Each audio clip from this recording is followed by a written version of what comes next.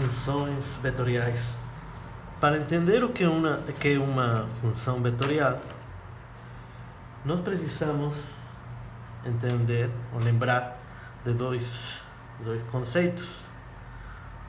O primeiro é o conceito de vetor, e outro conceito fundamental é o conceito de função.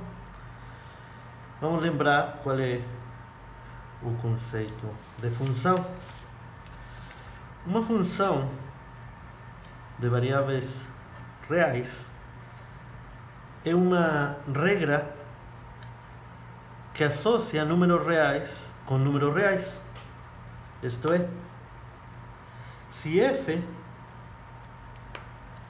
é a função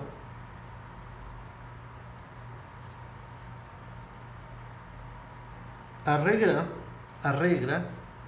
leva números reais a números reais. Isto é f. Isto é, leva um conjunto de números reais que se chama de domínio, ou bem, o domínio de f. Esse conjunto vai ou cai, segundo a regra, em um outro conjunto de números reais que se chama de imagem, ou bem, imagem de f. Por exemplo, vamos supor que f de x é igual a x quadrado. A regra da sucessão é para cada número x, nós calculamos o quadrado do número. Neste exemplo, o domínio é onde a regra está definida. Nós podemos calcular o quadrado de qualquer número real. Então, o domínio de f são todos os números reais. Nós podemos escrever isso como o conjunto aberto, que vai desde menos infinito até mais infinito. Ok? Um outro exemplo é g, uma função g, agora vai depender de t, igual a raiz quadrada de 1 menos t quadrado. A regra é a seguinte: para cada número t, nós calculamos o quadrado dele e fazemos a resta entre 1 e o quadrado do número. Depois, calculamos a raiz quadrada dessa operação. Bom, esta daqui não está definida em todos os números reais. Por quê? Porque nós não podemos calcular a raiz quadrada de números negativos. Então, o domínio de g é igual a todos os números, ao conjunto de números reais onde isto é positivo. E esse conjunto é o conjunto fechado, que vai desde menos 1 até 1. Okay? Para números maiores a 1, isto daqui, o que está dentro da raiz, é um número negativo. E a raiz quadrada de um número negativo não é possível de calcular dentro do conjunto de números reais.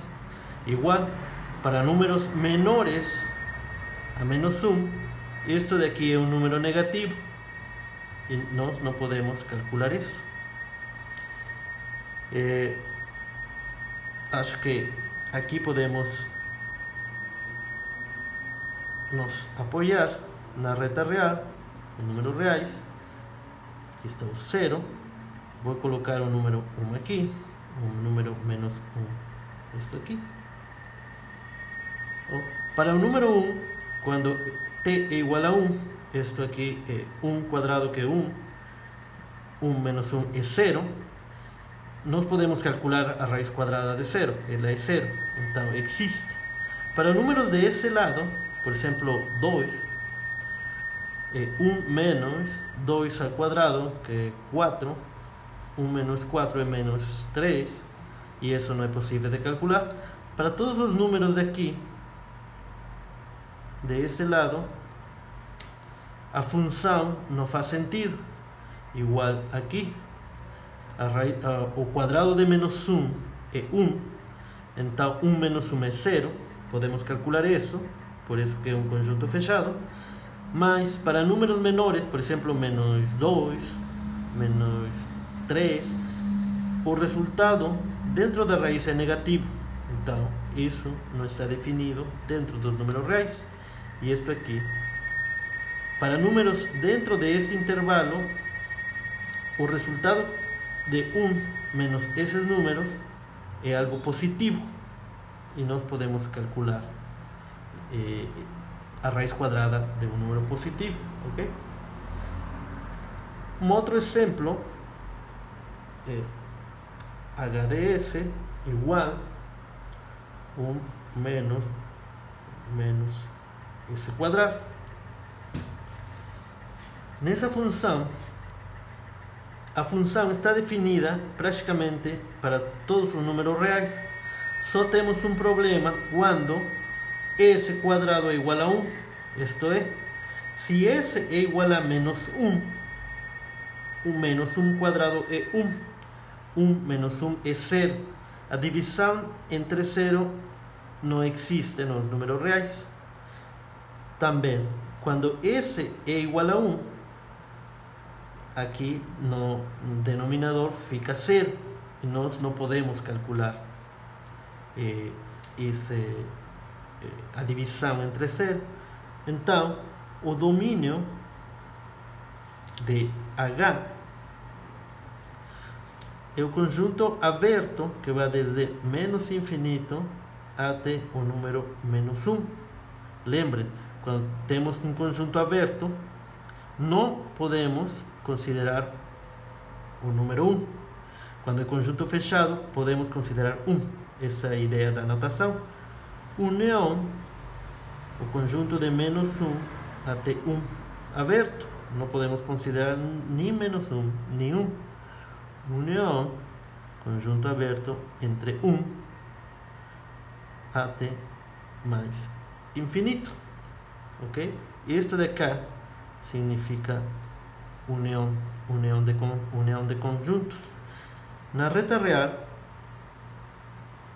isso significa colocar 0 de novo aqui, 1, menos 1, que nós podemos considerar todos os números reais, mas não o número menos 1 e o número 1.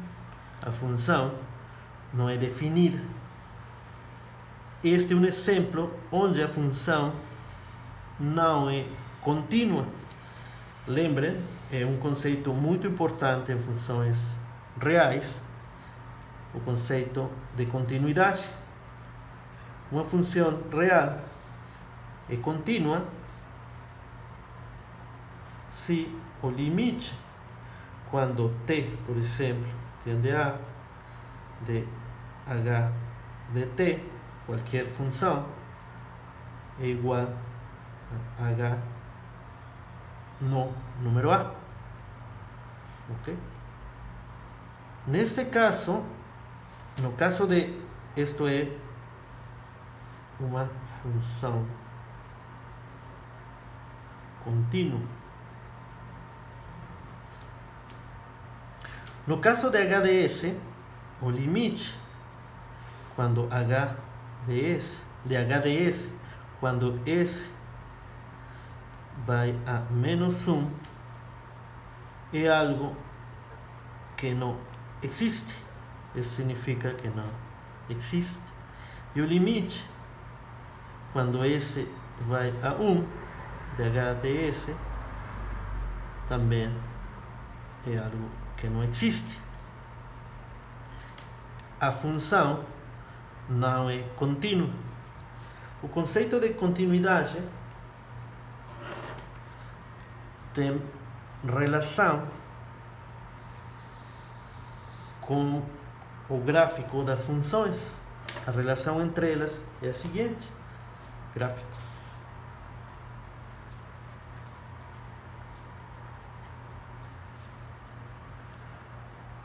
Em geral, se nós consideramos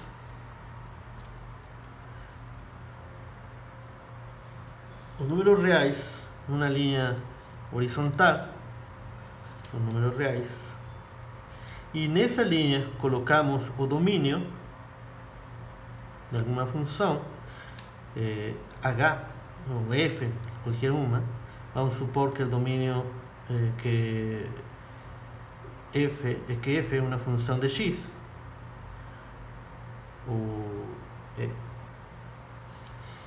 e colocamos uma reta real, uma outra reta real perpendicular, os números reais também, e nessa reta real colocamos a imagem de f, ok? Esto usualmente se llama de eixo x, esto usualmente se llama de eixo epsilon. O cero de um eixo e de outro coincide. Agora, se para cada valor do domínio, vou considerar, por exemplo, x0, e aqui, a imagem f de x0 aqui, está aqui. Para cada um deles, consideramos a interseção. Um ponto x1, por exemplo, vamos supor que f de x1 fica aqui, então a interseção é esta cá. E assim, para cada um deles, vai ter, vamos supor que vamos ter um ponto x2 corresponde a esse ponto também, e todos os números da imagem, do domínio, para todos os números de domínio colocamos o número da imagem. Se juntamos esses números, obtemos o que chamamos de gráfico da função. Esse é o gráfico de f. Então, vamos voltar à ideia de continuidade.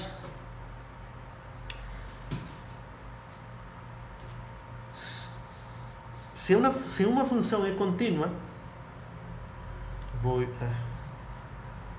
considerar de novo o sistema de eixos.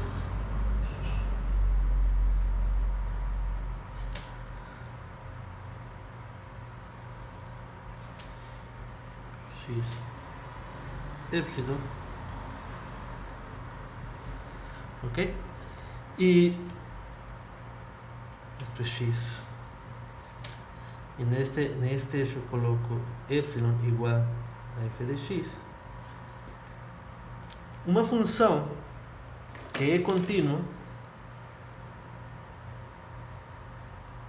por exemplo esta daqui, vou chamar esta de f, ela é contínua, ela não vai ter buracos e não vai se interromper em algum ponto, ok? Uma função que não é contínua, por exemplo, essa função, vamos supor que ela não é contínua nesse ponto, x1, ela vai ter buracos, tipo dessa forma.